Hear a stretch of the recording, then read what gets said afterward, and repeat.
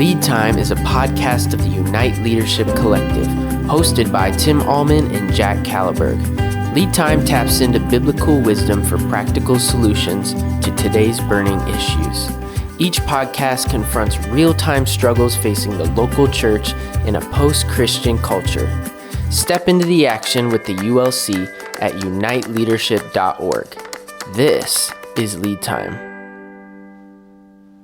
Welcome to Lead Time. Tim Allman here with Jack Caliberg. It is a beautiful day, Jack. You know, we're here in Phoenix, Arizona, Gilbert, Arizona, and it could be hotter than it is right now. Our max temp is like 100, and it feels quite delightful. I'm excited later on this week to even golf, and yeah, life is good. It's unusually moderate temperatures. This has just been a strange year with a lot of rain. We just had a lot of rain this month. Even it almost feels like the monsoon season has hit early. Yeah, it's so. I'm very curious to see how this summer is going to pan out.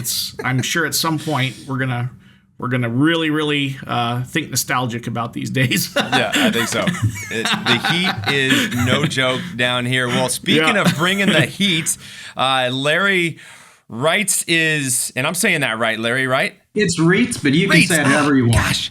Well, it's right to say Rietz. So Correct. Larry Rietz, who is influenced us through his partnership with FiveTwo, been a coach for our partner in the gospel, Pastor Jake Bessling, who's been a guest on this show. So you have impacted us directly, Larry. I remember with great nostalgia our time with our La Mesa team we were looking to launch that wonderful La Mesa Resource Center, which is, man, they're moving and grooving right now. So you have blessed us. Today, listener, our topic is all about coaching.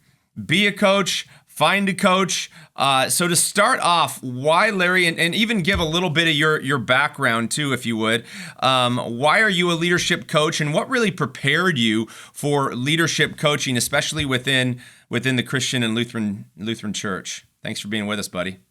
Oh, absolutely. Well, it started on a long journey. I was with a Fortune 100 company for about 28 years in an executive role with them. And so had just years and years of some of the best training at my fingertips and some of the best resources at my fingertips. And I was blessed that I was able to take early retirement for a couple of reasons. And it kind of goes to the core of why I do what I do. But one, my parents were getting older, and I wanted to be a good advocate for them. Two, God had blessed us with a daughter we didn't think we were going to have. And I wanted to be a very intentional, present dad in her life since God gave us this wonderful gift. And then I just wanted to be there for my amazing wife. And it was a time in my life I wanted to give back. And it was really, really simple. It was just that was it. I just wanted to give back. And prior to my early retirement, God had started putting pastors in my path. And what I mean by that is, like, I was born and raised LCMS. So that was never within question, but I never really saw the behind the scenes of the church. And these guys started bringing me in and asking questions, whether it was about finances or how to handle their team or how to develop a team or how to deal through conflict. And I started seeing this pattern of all the things that I had been prepared for in the corporate world was now being used in the church. But I didn't know what to do with it. It was just like they would call me. It'd be like if you called me, Tim, and say, hey, what do you think? And we'd have a conversation and they'd move on. Then they started inviting me into meetings before helping them strategize, before they'd go in to meet either with counsel or with leadership. And so that was just kind of happening in a parallel world as I was winding down my professional career. So then when I retired and I was in a place that I could give back, I reached out to, at that time, Mike Newman, who's the president here in the Texas District, and just said, hey, I've recently retired. These are my skill sets. If there's anything the Texas District can use this for, I'd be glad to help. And that was just that moment that God put him in my path. We had remained friends. He was my pastor from years ago in San Antonio. 2 days later, we're having lunch together, exploring options. He calls me the next day and he goes, I'd like you to be a church planter mentor coach. And I'm like, okay. I go, I will do anything to serve. I go, but all of your mentor coaches are pastors. And you know I'm not a pastor. And he was like, exactly. That's why I want you, because you can bring a different perspective to these guys, because right now they're just talking to each other. And I was like, okay, well, if you believe in me, I will go for it. And that kind of launched it. And then early on, so I'd had a lot of coaching experience in my corporate life, but the difference between that coaching and the coaching I do now is coaching in a corporate life, you always have an ulterior motive. When you're coaching somebody, their results are more than likely going to end up showing up on my review, and hence I'm going to be compensated for it. So it's not true coaching in the sense that I'm going to be affected by their outcome. There's elements that are the same. The questions can be the same, but it's the outcome that's different. And with coaching, the main difference is it's all about the client. So if I was walking with you, Jack, or you, Tim, it would be all about you. It would not be about me. So that's what launched it. Then about the same time, FiveTwo was starting a coaching arm, and they reached out to me and said, hey, would you mind being one of our inaugural coaches? And I said, sure. I'm aligned with what y'all are wanting to do, equipping the church to do cool stuff. So I said, sign me up for that. So I'm still a coach with the FiveTwo network as well. The Texas District allows me to continue those relationships that I already had started there. So, and then just from reaching out and touching congregations, a private practice was formed from that. And really that was just from a need, because I would go in and I might be working with the senior pastor, and then you go, hey, can you come in and do team building? Can you come in and coach maybe the associate? And that's kind of birthed a whole new wing where I'm coaching the senior pastor and the associate pastors in a team, but then we break off and we do it individually as well. But that's what started it. I was just, blown away as I was able to get into it to see how it really does transform lives. And my simple mission statement is I want to help our pastors thrive, and I want to help them stay in ministry. That's the two-prong that I want to do. Beautiful. Larry, that's awesome. I have kind of a follow-up to that. It's so interesting to hear about what you're doing with seniors and associate pastors. Do you see a pattern? Is there a pattern of like a competency gap pattern that exists when you go into a ministry? Let's say it's well-established, maybe, in many respects, a thriving church, but there's certain things that are not happening like they need to be happening. What are the gaps that you typically see happening? The guys only know what they know. I was meeting with an amazing young pastor yesterday who came from a very large mega church. But he was saying, I know processes. I know even how to raise money, but I really don't know how to lead. Nobody's ever really invested in me that time. So the biggest gap is really the leadership side of it. How do you lead a team? Some folks, it comes natural. It's just a God-given gift, and they seem to get it. But then others, it's something you really have to work on. And, by just asking the right questions and giving the right permissions, it's amazing the doors that can be opened. And a lot of times it's just processing. If I say this, what's going to be the outcome? Have you thought about it? What good could come out of it? Okay, well, let's think, what would be the worst case scenario if you do that? And it's just getting people to pause and to think through situations before they jump. And a lot of times it's just we're jumping. And for pastors, for you specifically, as far as what is that gap, a lot of times they're so busy. They've got so much going on. Even in our larger churches, the demands on them, and that's part of what we do in leadership coaching. We help them focus. What are the things you really should be concentrating on? What are the things you should be working on? What are the things your associate should be working on? How are we equipping your associate for his role? How are we, supporting him? How are we supporting the families? So there's a whole big thing. But really the bigger disconnect I find, Jack, is just churches demand so much of their pastors, and they don't realize that they have families. And a lot of times they'll come in the call process and they go, we want this young, dynamic pastor. That's great. Well, one, if they haven't been a pastor very long, are you willing to walk with them on this learning curve? Because they're going to have lots of ideas and they're going to have lots of enthusiasm. But if they've never actually done it, are you going to stand by them? How are we going to equip them for this? And then the other, how are we going to protect their families? How are we going to protect their marriage? Because at the heart of what I do is truly, it's all about relationship. But if they're married, if someone if I'm lucky enough to walk with them, I'll tell them on the front end, the first 3 months, we're just getting to know each other, and we're getting to know rhythms, and we're learning to trust each other. And through that process, I'll find out if their marriage is strong or not. And if it's not, we go into that. Like, what are we doing to protect this marriage? And it's just one of those things. It's so common sense, but it's like, if you're married, if your relationship is strong, you can basically do anything. If you're married and your relationship is not good, you can fake it to people that don't know you very well, but you can only fake it for so long, and it bleeds into the ministry. The same with our kids. You can say, oh, I've got quality time for 5 minutes on Saturday afternoon for them. Well, no, that's not going to make you. That's not going to equip you to have a great relationship with your children. And I run in the lane that it's like, our families are the first line of discipleship that we have.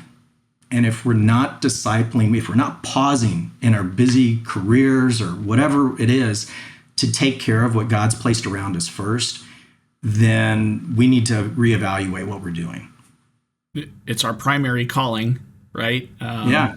To your spouse, to your children. It's the calling that basically all of society is glued around, the office of mother and father, husband and wife. And if those things aren't firing properly, then like you said, nothing else is going to be working properly. And I think, you can tell the difference if a pastor has a spouse, a wife that is very supportive of their ministry versus one that's very frustrated by that. That's going to affect the work that they do day to day. And I think you're right that the health of the marriage and how they're both maybe even processing the call that a person is serving in is very important as well. Hey, Larry, this is fantastic. Thank you for your primary focus in caring for pastors and caring for their families. As you look at the competency gap, you mentioned team. Speak to the lay leader. We got a number of amazing lay leaders that listen to Lead Time here in the LCMS. Open up some other opportunities for growth and love and support from laity in lifting up their pastor. Things that they just may not be aware that the pastor has, coming to them on a day by day, a week by week basis. Anything else?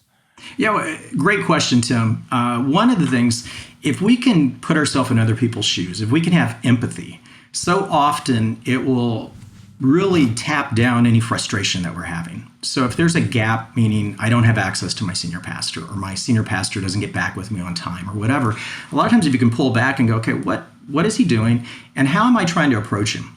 And timing is everything. It's learning rhythms. So if I was going to have a very detailed conversation, and I've learned his rhythms, that he's doing sermon prep on Thursdays, and that's kind of his time to be off and be creative and come up with this sermon.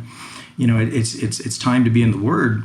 Well, then if I interrupt that time, he's probably not going to be very receptive. So it's just kind of learning what are the rhythms that he has, and when do we ask for that time. The other thing is if you walk with me, you'll hear the word intentional a lot, and it's being intentional about what is it that you want, and how's the other person probably going to respond. And it's just always playing it out. And if you're in a situation where you're a DCE and you need something, well, pause and go, how have I asked for this in the past? And what's been successful and what hasn't? And if it hasn't been successful, why do I keep doing that? Meaning, if I send a 3-page email to a pastor who, most pastors, I'll let you in a little secret, don't read their emails. But if I send a 3-page email to a pastor and he's never getting back with me, and I've done that now for the last 3 months, I can be frustrated and upset, or I can go, wonder how he likes to communicate. And that's one of the things when I start walking with someone, the first question, one of the first ones I'll ask is if we've decided that we're a good fit. I'll go, how do you like to be communicated with?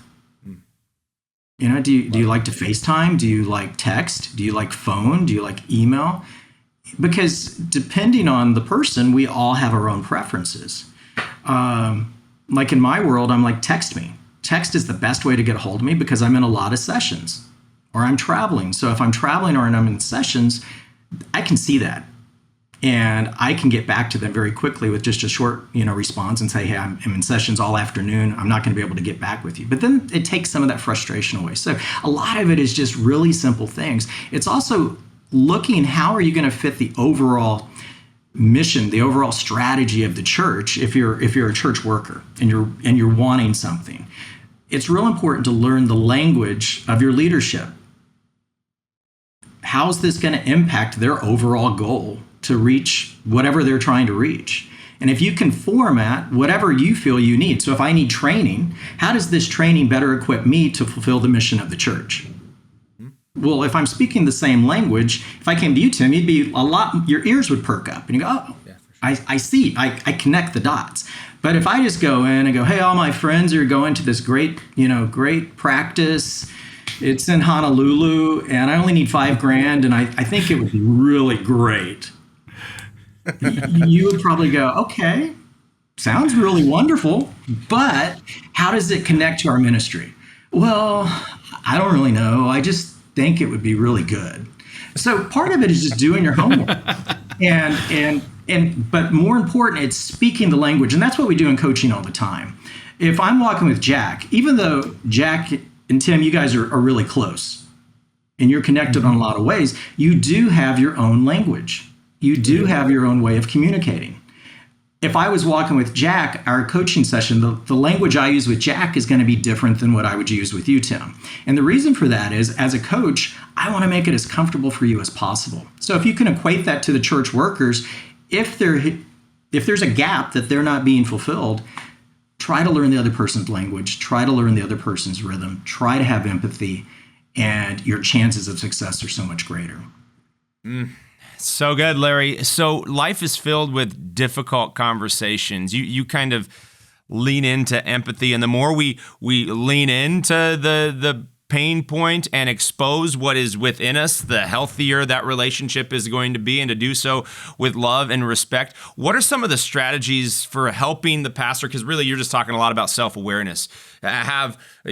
Step out of their shoes, put themselves into the skin of the other, but then quickly jump right back into their own so they can kind of manage anxiety and speak with clarity and confidence and kindness, especially about something that may be wrong with the relationship. A lot of our pastors, so I have a little bit of a background in this. A lot of our pastors I observe are imbalanced toward passivity and will let things go on for a while, and maybe the frank conversation that needs to happen doesn't happen, or maybe it happens not with that person, but with their spouse or with someone else that is that confidant. So the triangles get created. How do you help pastors? What are some strategies for helping them navigate the difficult conversations which happen all the time in ministry? Spot on, Tim. Most of our pastors, if you had to generalize in a very big way, would be that they are passive. I'm a partner with Harrison Assessments, and one of the things that we do is we look at a lot of different traits. And in pastors in general, that always shines through. They're very passive, and people enjoy being around them. They'll say, oh, he's so peaceful, I like him. But what happens is when you lead in that mode, there's a place for it, but there's also a place to be direct. And when you lean into one too heavy, so you lean into the chill factor too heavy, well, when you're not feeling respected, guess what? You're going to flip. You're going to explode.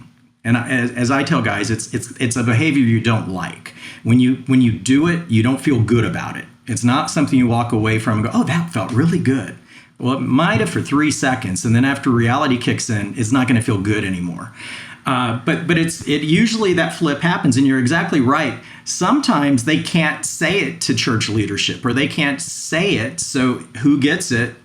It's either their best friend or their spouse or somebody that that's actually closer to them. And how unfortunate is that we lash out to them? To answer the question, the way you get around that though is you help them see how being more direct would actually be beneficial. And before you can do that, you have to ask some questions like, tell me in the past, tell me how, I notice you like to be very, just passive. Tell me what comes to mind when I say direct. And they might go back and go, oh my goodness, I had this senior pastor once. He was a nightmare. And all he would do is just come into my office every morning, swing open the door, and start spewing what he wanted me to do for the day, and then close the door and go down the hallway again. And I vowed from that moment on, I would never be that direct. It's usually connected. It truly is. It's usually connected either to a parent or to somebody that's led you in the past. So if you can find out, like, what's the resistance to being more direct? And then you just ask questions. What do you think would happen if you went to Tim and were a little bit more direct? And then that it's playing out that scenario. Well, I don't know. And then you just ask, as a coach, you ask questions. Well, have you ever seen Tim explode before? Well, no, I haven't. Have you ever seen Tim snap at anybody? No, I haven't. Have you ever seen Jack snap? No, I've never seen that behavior. So what makes you think, if you're going to be more direct, that they're going to step out in some behavior you've never witnessed before? Well, I don't know. Well, what would it look like to maybe try that? Yeah. And then we play it out, and they come up with their idea of how, because they're always closer to the situation. But the first step is finding out, why are they resistant to, in your question, being direct, and then finding out what's been some of their experience. It might have been, in the past, again, I was very direct with somebody. I got shot down. It was embarrassing. I don't ever want to do that again. And it's a horrible place to operate from that mode. But once you can get them past that, then it's really showing, well, if you were a little bit more direct, and one of the things I'll always tell pastors is, don't give up. If you like being chill, I'm not telling you to change that at all. That's a gift. Let's just lean into this other side a little bit more and see how, if we can get those two a little bit more in balance, that you're using both of those at the same time, and then the other half goes into emotional intelligence. And that's one of the things that I'm really leaning into recently. And my very unscientific term for emotional intelligence is basically, you assess the room, you assess the people you're with, and how are you going to react to the situation? Again, realizing, how are they probably going to react if I do this? Yeah. Well, if I walk in and say, I love you, probably everyone will turn around and say, I love you. If I go and just being obnoxious, probably everyone around me is going to be obnoxious. And whatever I'm trying to put forth probably is not going to happen. Yeah, it's so good. Human beings, Larry, are fascinating. Just observing myself and observing others are fascinating. So I just had to clear the air right now, Jack. I'm not going to do that and come into your office. Please forgive me for coming to your office and telling you every single day what you're supposed to do. I'm going to change that behavior right now. I might do that sometimes, Tim. Sorry. I slept in there. I was being silly. We'll talk about this a little later on. This is a good counseling session. No, but if we can look at ourselves, Larry, with more curiosity rather than condemnation and shame, and just say, where does that come from? What parts of my story have kind of shaped, and then go in and really mirror what we'd like to see. Human beings are fascinating because if I smile, Larry, you're going to start to smile. If I walk into a room and I see a whole bunch of people grumpy, I immediately get attuned to it. There's something that is metaphysical and spiritual about how human beings, again, Genesis 2, is not good that man should be alone, that we are hardwired to connect with one another. And at our base form, from a earliest years, we're looking at faces and we're trying to get good feedback, right? And I think it's recognizing that when I don't get that feedback, when I look into the face of another and I see hurt and pain, there's something within me that immediately wants to change that trajectory. And so finding that balance point, that point of tension where I can move just to that point of discomfort, both for myself and for the other. Why? So that we can start to grow, start to change, because no one really likes conflict and being confronted, right? Unless you're a hyper narcissist, like the normal person does not like to see other people in pain. And so acknowledging that two things are happening at the very same time, I'm uncomfortable here, and even setting up the conversation, if it's going to be, this is not easy for me, because I love you and I care for you, and honestly, I want you to like me as your supervisor. So some of those words, is that kind of some of the things that you try to help coach pastors with, acknowledging just how they're feeling? Because last thing here, for men, that doesn't come natural. I don't talk about my feelings naturally. As a women do that much more naturally. So any words of wisdom to help them kind of set up the space for the difficult conversation, Larry? Oh yeah, that we could hold a whole afternoon just kind of on that topic, but it goes back to just some real simple, practices. One, you hit the nail on the head. Nobody likes to have difficult conversations. There's a few people, but most of us were like, I'd rather not do that. But as you learn a behavior, and it really is a learned behavior, that if you've thought through the conversation before, been intentional, what are you trying to have happen? Is it a change of behavior? Is it a change? Is it a lack of follow through? What is it that we're talking about? And just stay focused on that. What we as humans tend to do, we go all over the place, and we feed, exactly like you said, off of what the other person says. So if I'm having that difficult conversation, for the leader or for whoever's having to do the conversation, know what is it? What's the best outcome? And that's one of the coaching questions I'll always ask when we're having this conversation. Like, I'll go, what would be best case outcome of this conversation? What would you consider a win if you had this conversation, it's over, and this happened? And then we work backwards. We kind of deconstruct it. Like, okay, if that's the best case scenario, meaning you want them to acknowledge something or you want them to do something, if that's best case, let's work backwards and what's it going to look like? And then it goes to some of the things we've already talked about. Just really, how well do you know this person? If I'm going to go into a really difficult conversation, I always let folks know, if other people show us their hand, that is a gift. Meaning, if someone yells, as soon as you ever correct them, they yell. As soon as you correct them or ask for something, they shut down. They just go into withdrawal. Or they deflect with humor. If you know these things, you know how that conversation is probably going to go, and you can prepare for it. So if you know they're going to start crying, be prepared for that. Bring a box of Kleenex. Mm-hmm. Do the things you said. I know this isn't easy for me either, because I do love you. But this is something that needs to be addressed. And the people that do it the best, and you guys have probably run into this, they can have a conversation with a leader that corrects whatever behavior, addresses whatever shortcoming, and they walk out of that going, that was the best conversation I ever had. And they're like actually grateful for the person. I worked for an HR manager early in my career. She was so amazing. But what made her so amazing was she would go in and go, honey, we're going to have to let you go. And they would walk out. She said that I don't have a job anymore. And they would be happy. But it was just because she had such an ability of just empathy. She would allow them to cry. She would allow them to ask their questions. But she would always keep it on topic and just go, the reason we're having to is this. Yeah. And the thing is, most difficult conversations, if you get them early on, and this is the part where coaching can come in, if you talk about things, and if somebody's always having difficult conversations that are massive,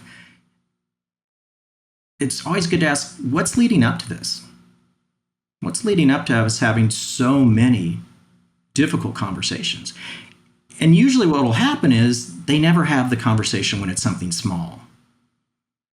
And I've always, for my corporate life, I'm like, when you're sitting doing an evaluation or a review, there should be zero surprises at that time. Because if there's any type of issues, I should have been addressing those, or the manager should have been addressing those throughout the year. This is not the time that people should, I didn't know that. And that's kind of the cusp of it.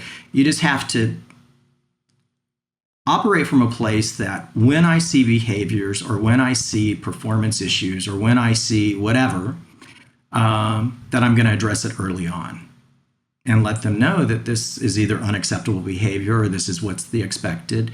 And that can be in a much more loving way. If I came on board at Christ Greenfield and I only know my culture, I don't know your culture completely, and I came in and did something, Well, if it's against the culture of Christ Greenfield, all it would really take is for Tim to come in or Jack to come in and say, hey, Larry, here at Christ Greenfield, we don't do that. I go, oh, man, thanks. I didn't realize. Well, then all of a sudden, by that little conversation, you've changed the trajectory going forward. So it's steps of realizing what's the benefit. If going back to just like being more direct, approaching things, if you can get through the mindset, and it just comes with practice. When you do it, the more you do it, the more positive outcomes you'll see, and you'll see how things actually operate at a much higher level. That's so good. Larry, one of the things I recommend for leaders, everybody in a leadership role is developing somebody ideally, is that you're meeting with people weekly. That a lot of times performance reviews happen once a quarter or sometimes even once a year. And like you said, oh, I'm surprised. I thought I was doing well. And if you, I know sometimes it's not logistically possible to do this, but if you can achieve the gold standard of meeting weekly with people, then you start to rephrase performance into 52 sprints rather than one large sort of maybe even perceived unachievable goal. And so I can't emphasize enough the importance of staying connected with the people that you're developing and having that regular rhythm of communication going on. So that's really, really good. You talk a lot about the relationship with like associate and senior pastor. Can you talk a little bit about maybe some of the experience you have specifically with the senior pastor? In my experience, where I'm going to channel Maxwell here, his law of the lid, right?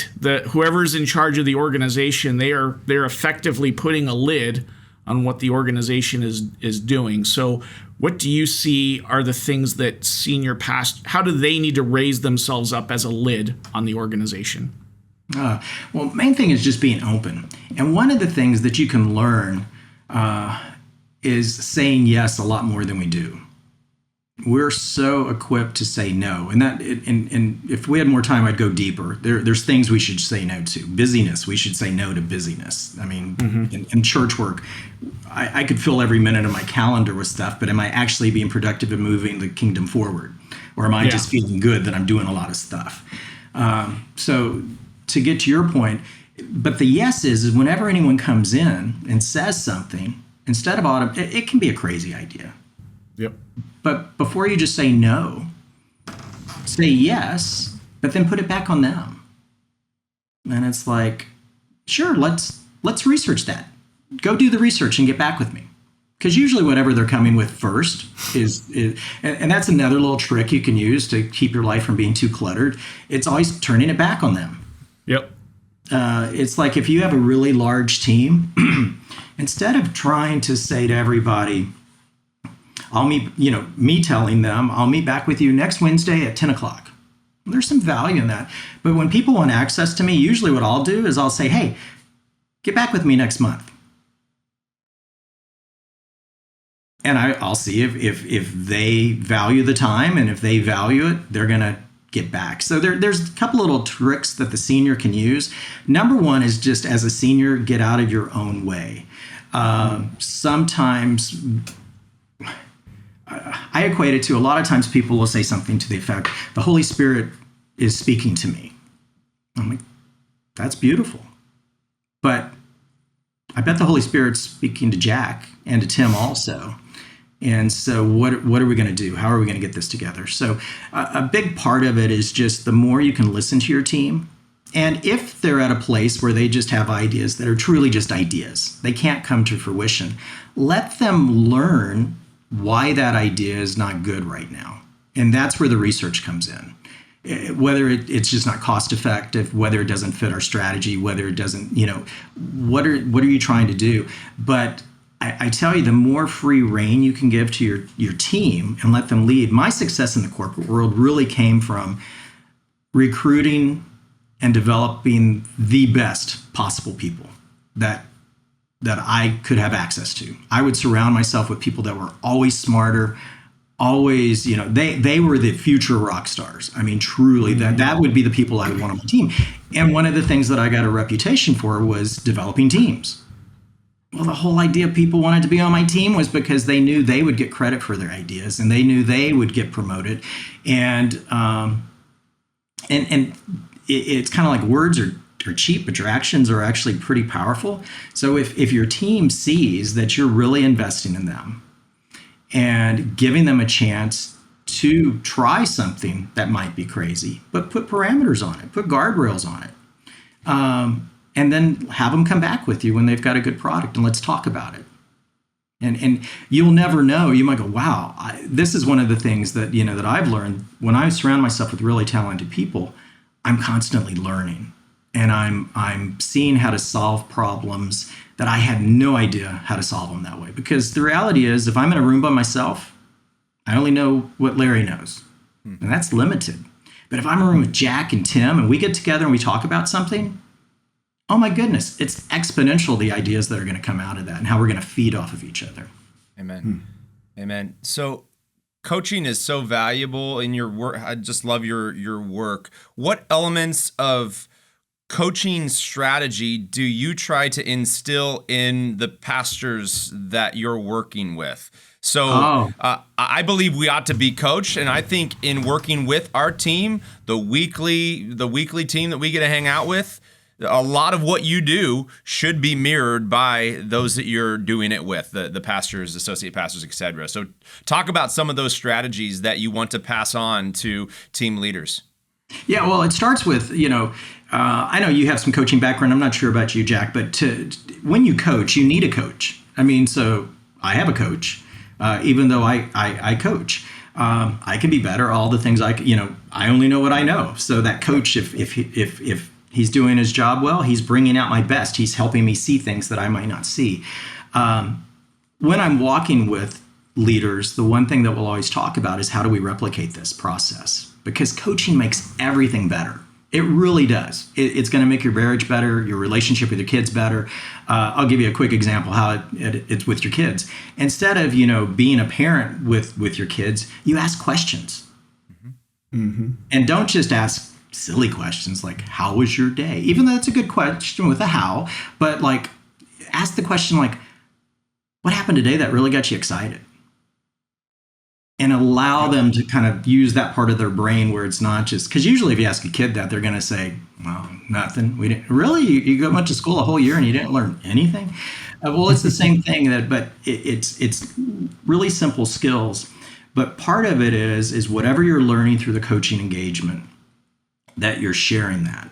An example, working with a network in a large city where this young church planter is just, he and his wife are just replicating over and over and over. They're finding these other young men that can then go into our alternative paths to be pastors, and they're just starting ministry after ministry. And one of the things and I had the honor to coach him, and I was like, tell me, when was the last time you made time for your wife? What did that look like? And now he has a little baby boy. I'm like, what rhythms have changed now that you're a dad? And he started clicking and making more intentional time with his family, and slowing down, because part of what we helped him realize, if you're healthy and strong, you're going to be vibrant, and more people are going to be attracted to you. Your ministry is going to continue to develop. But now, how are we going to take that to this next generation of guys that you've brought around you that are starting their ministries? Because guess what? Starting a church is hard. It's very time consuming. It's very much like you're in a silo all by yourself. How are we developing these guys to reach out? And you touched on it earlier, Tim. We're not really strong, most of us. In generalities, most guys aren't really into our feelings, or, unless we have a really good, strong relationship. And that's the beauty of coaching. If you and I were walking together, Tim, we'd know, I would know about your family, I'd know about your wife. And now I know it on a superficial level, but I would really know it. And I would share enough with me about my life that trust is there, that relationship is there. And that's the key takeaway. Once you have that relationship, you can talk about anything and you can go anywhere, because there's no fear. So you're taking the fear out of it. What is this person going to do with this information? And you take that off the plate. And then in coaching, it's all about them. So in that example, this initial church planter is pouring into these other young men, and it's all about them. And it's making sure that they're healthy. So what he's doing is he's replicating healthy rhythms for his family and his church planters. He's replicating, you got to say no sometimes. Don't get caught in that busy wheel. And he's replicating it. So once you can get people to see the light, it's truly, once it goes off, then that person's unstoppable because they see the benefit, and it becomes a habit. It's now part of their leadership style. Love it. So let's get up a little bit. Lead Time has the privilege of speaking to and allowing a wider audience to listen to a number of leaders within institutions, within the synod of the LCMS, as well as pastors and leaders at the grassroots trying to go. And right now, one of our observations is our church body could be more united. There's an opportunity for increased trust and the ability to disagree agreeably, put the best construction on a number of things. Obviously, social media and the caricatures, the labels that we place upon one another, not just in the church body, but just in culture in general, politics, the whole 9 yards. It's hard to do relationships, especially with groups of people that you may hear something, you hear the soundbite, and you immediately jump to those conclusions. So put on your coaching hat and think about how you would coach someone who is at maybe a district president, or someone that is maybe a synodical president, or someone that has a very, very high level of influence, and they're a number of, say, steps removed from the grassroots guy, boots in the ground, guys like Jack and I that are just trying to be faithful, to multiply disciples, to reach the masses with the gospel. How would you coach them to get more connected? Because I think this is one of the opportunities right now for a number of leaders to get more connected to the grassroots of the local church leader. I know that's a very simple question, right, Larry? That is a deep question. Sorry about that. If I could solve, I would say first start in prayer, truly. And that's one of the things that's beautiful about being a Christian coach. We can always start in prayer. So for those difficult type where we're feeling just raw emotions, let's pray about it first. Prayer can diffuse a lot of situations. After prayer, one of the things that I would ask if I was if you were all riled up about somebody, I would say, I would ask a question: who do you know that has that view, that alternative view that you respect? And what you do is you start making it personal. So you get this picture in your head. Oh, that would be so-and-so. Oh, tell me more about him. And you start breaking down whatever's out there, and you just start making it more human. And once you can see that it's more human, you go, we both believe in Jesus. We both want to bring more people to Jesus. Where's the breakdown? And another little tip: I can't change anybody, what they believe or choose to believe or how they choose to react. But I do have a whole lot of influence on how I act, right, and what I do and what I say. And one of the things that whatever side you're on, if you're on the more conservative side or the more liberal side, and I apologize if I use words that might offend somebody, but if you're on a spectrum, and just imagine you're on one side or the other, start asking, when was the last time I sat down with a brother that has a different view than I do? Yep.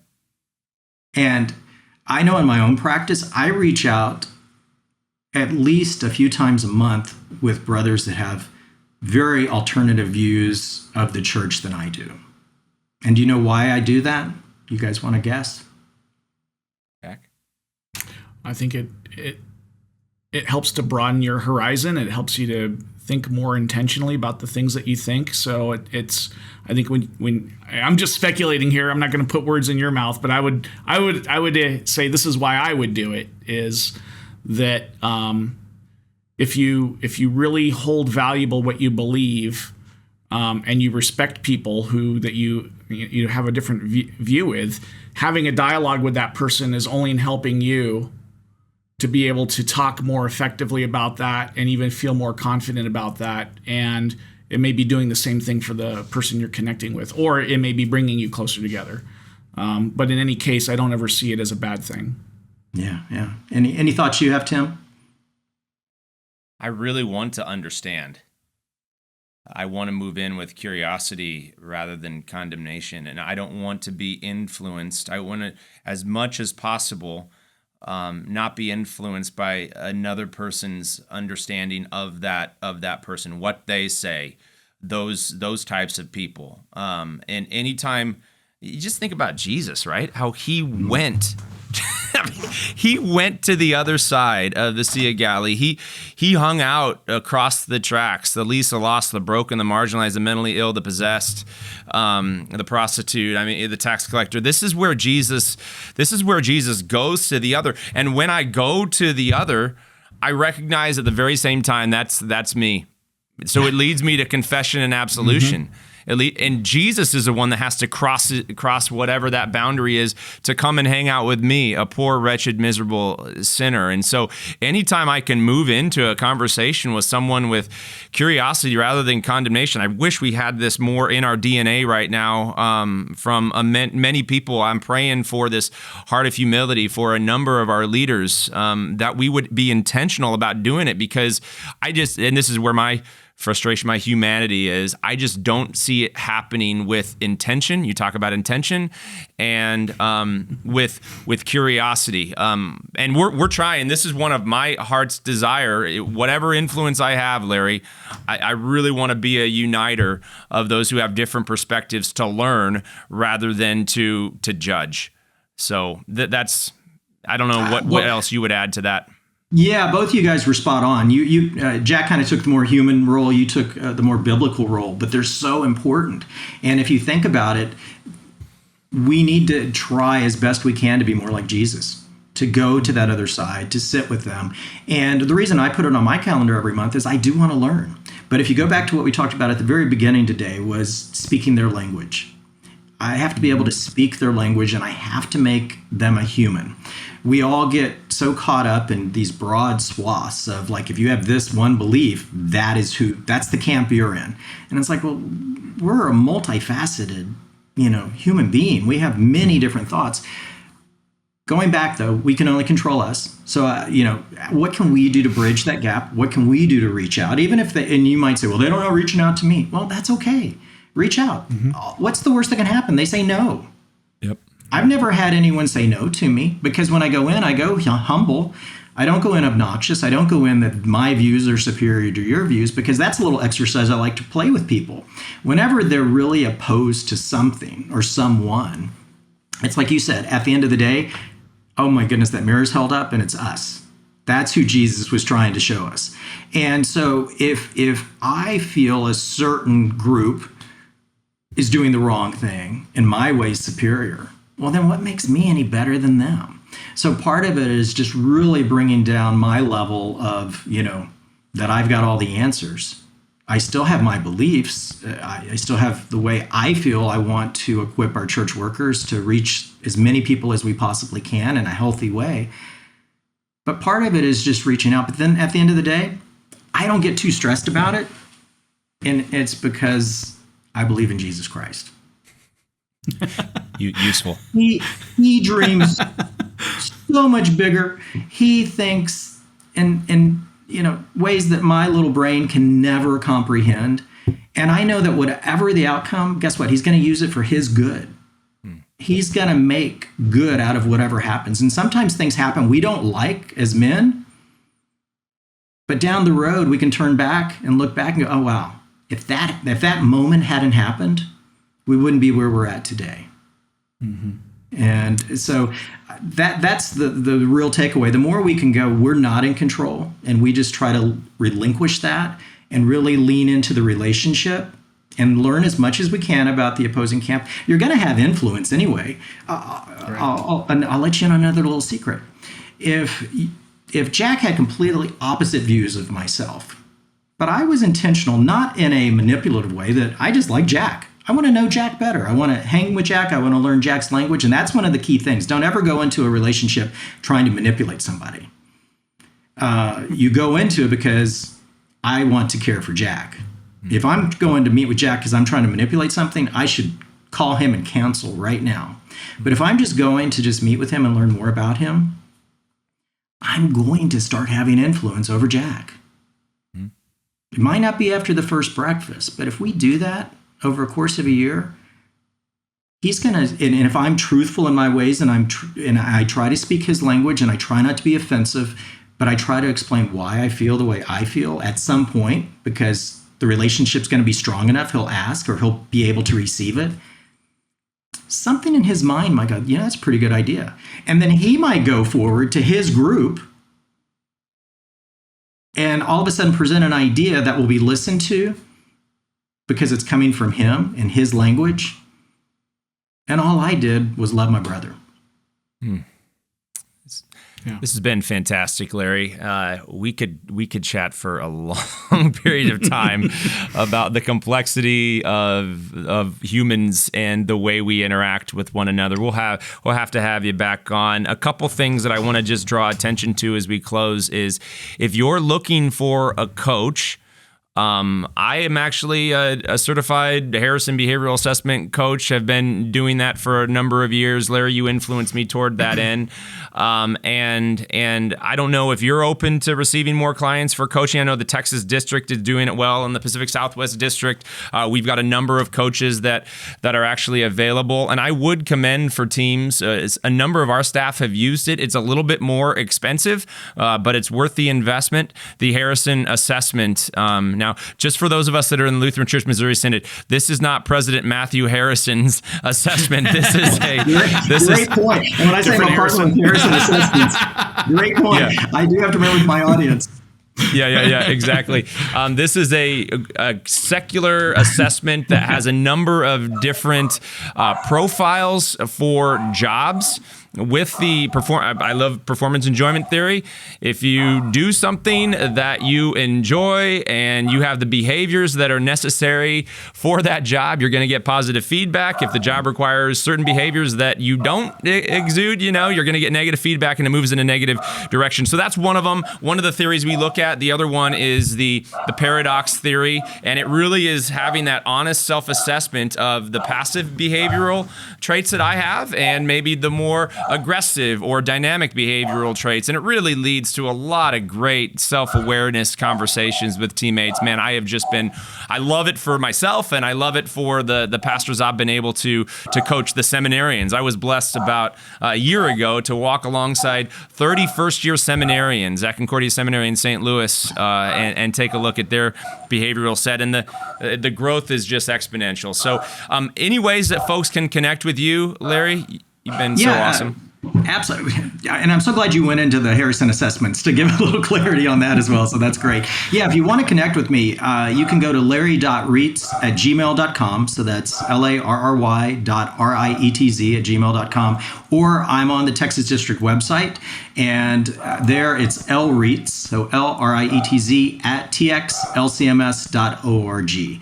And either way, you can reach out to me. And even if, one of the things, I'll just real briefly, coaching's all about that relationship. And I do a lot of referrals because I want to make sure we both really connect and we both really we want to, when your session comes due, I'm looking forward to it and you're looking forward to being with me, and it's going to be of benefit. And if either of us, that's one of the things in coaching, if you talk to me and you're like, I don't know about that, that's cool. I've got, lots of professional coaches that I can refer you to get you connected. But coaching in general, it changes everything. And I would so encourage guys to reach out to you, Tim, to me, even if it's just, I want a referral out here or whatever, I'll help any way that I can. Yeah. Amen. Man, this has been so fun. Please like, subscribe, share. Lead Time comes every single week with fresh conversations with people, like Larry, that we're mostly agreeable with, but there may be some moments when we get to have curiosity with those who have different perspectives. We have a number of guests that are coming on that maybe have a different perspective about how the LCMS is functioning now and dreams for the future. And I think that is beautiful as we start to learn from one another with curiosity rather than overt condemnation. It's a good day. Go and make it a great day. We'll see you next week on Lead Time. Thanks, Larry. Thanks, Jack. Thank God you. bless. You've been listening to Lead Time, a podcast of the Unite Leadership Collective.